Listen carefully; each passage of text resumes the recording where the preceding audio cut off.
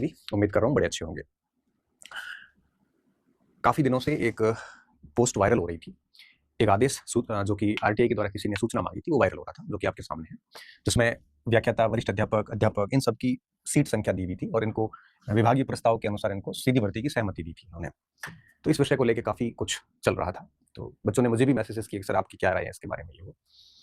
मैं इसका वीडियो नहीं बनाना चाह रहा था क्योंकि मेरा ये मानना है कि और एक बड़ा सूत्र है, मेरा खुद का ही है ये, कि जिस युद्ध को हम लड़ने जा रहे हैं, उस युद्ध का को जीतने का पहला नियम ये होता है कि उसके बारे में चर्चा मत करो। अगर उसके बारे में आप सोचना शुरू करेंगे, तो नेगेटिव थॉट्स आने शुरू हो जाते हैं। हम निरर्थक एनर्जी खराब करना शुरू कर देते हैं। तो पहला मेरा नियम ये रहता है कि जो लड़ाई हम लड़ने जा रहे हैं, जिस परीक्षा की हम तैयारी करने जा रहे हैं, हमें उस पे बहुत अधिक चर्चा नहीं करनी चाहिए, बल्कि हमें शांति से तैयारी करनी चाहिए, क्योंकि हमारी तैयारी अगर बहुत ज़बरदस्त होगी, तो निश्चित तौर पे हम स्थान बना लेंगे, ये तय बात है। अब आप यहाँ पे ये कह सकते हो सर सीट अगर 80 होगी तो 80 आएँगे, 8 लाख फॉर्म आते हैं तो फिर 4 लाख फॉर्म आते हैं, सारे तो बाहर होंगे। अब देखो बाहर कौन होंगे, अंदर कौन आएँगे, ये कौन तय करेगा? उन 80 में आप भी हो सकते हो। अभी इतिहास में 90 सीट थी। आपने देखा कट ऑफ देख लिया आपने 260, 270, 280 पे जाके सारे बच्चे सेलेक्ट हो गए जिन्होंने इतने मार्क्स लाए थे। इसलिए मैं इसका वीडियो नहीं बनाना चाह रहा था, पर अब हर दिन जब मेरे सामने ये मैसेज आता है सर आप क्या राय रख रहे हैं, सीट आ नहीं रही है तो सर हम क्यों तैयारी करें ये वो। तो यहाँ पे मेरे दिमाग में विचार फिर ये आया कि ये सोच के आप काफ़ी सारे बच्चे भ्रमित हैं। तो मैंने सोचा एक वार्ता आपके समक्ष रख लो। पहली बात, देखो मेरा पॉइंट ऑफ व्यू हमेशा क्लियर रहता है, मैं आपको खुश करने के लिए वीडियो नहीं बनाता हूँ। देखो पहली बात, आपके सोचने से, आपके मंथन करने से सीट बढ़ेगी नहीं। जितनी आनी है उतनी आएगी। मेरे कहने से नहीं आएगी, ना मेरे कहने से बढ़ेगी, ना मेरे कहने से कम होगी। मैं कह दूंगा कि नहीं बड़ी भर्ती आएगी, जरूरी नहीं बड़ी भर्ती आए।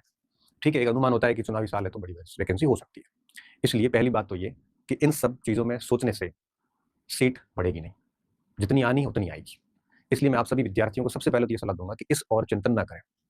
बजाय इसके आप अपनी जो भी टारगेटेड वैकेंसी है उसको फोकस करें और 1-2 अटेम्प्ट उसके ढंग से ले लो आप। चयन हुआ तो ठीक है, नहीं तो आप अपना दूसरा ऑप्शन भी देख सकते हैं।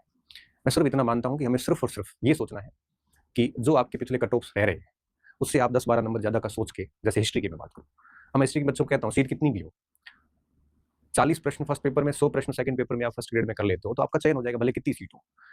और जब हम खुद प्रिपरेशन करते थे तब हमारे दिमाग में एक ही बात रहती थी, जब भी सीट कम होती थी। अब आप ये मत करना सर आपके टाइम सीट ज़्यादा थी, क्योंकि जब मैं प्रोफेसर हुआ था तब भी डबल डिजिट में सीट थी, 3 डिजिट में नहीं थी। जब मैं आरबीआई में सेलेक्ट हुआ था तब भी डबल डिजिट में सीट थी।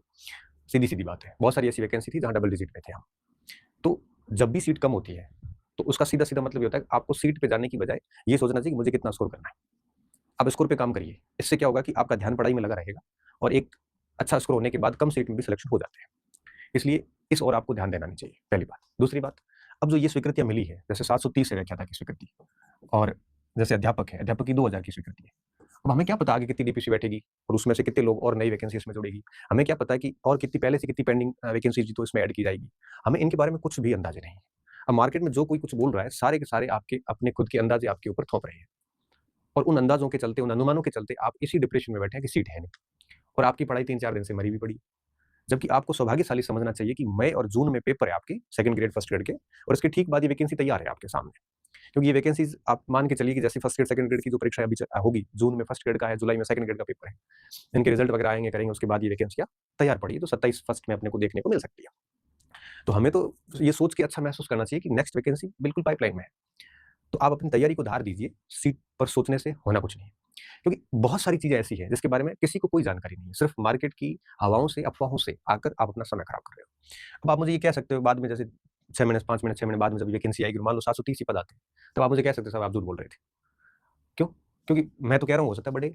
अब मैं झूठ बोल रहा था, मैं झूठ नहीं बोल रहा था, क्योंकि जो मेरी जानकारी वो यही है कि हमें इसके बारे में किसी को कोई जानकारी नहीं है। ये 730 भी रह सकती है, ऊपर भी आ सकती है। मेरा वीडियो बनाने का तात्पर्य ये बिल्कुल नहीं है कि सीट कितनी होगी। मेरा तात्पर्य ये है कि आप समय को यूटिलाइज़ करिए। आप इनके चक्कर में आप अपना समय बर्बाद मत कीजिए। मैंने ये पोस्ट टेलीग्राम पे भी शेयर नहीं करी। क्यों नहीं करी? क्योंकि मुझे पता है, आप पढ़ोगे, पढ़ने के बाद आपके दिमाग में आएगा कि सीट है नहीं, ये वो। एक दौर था जब ये सोशल मीडिया का मामला ही नहीं था, तो ये चीज़ें आती भी नहीं थी सामने और हम चुपचाप पढ़ लेते थे और आसानी से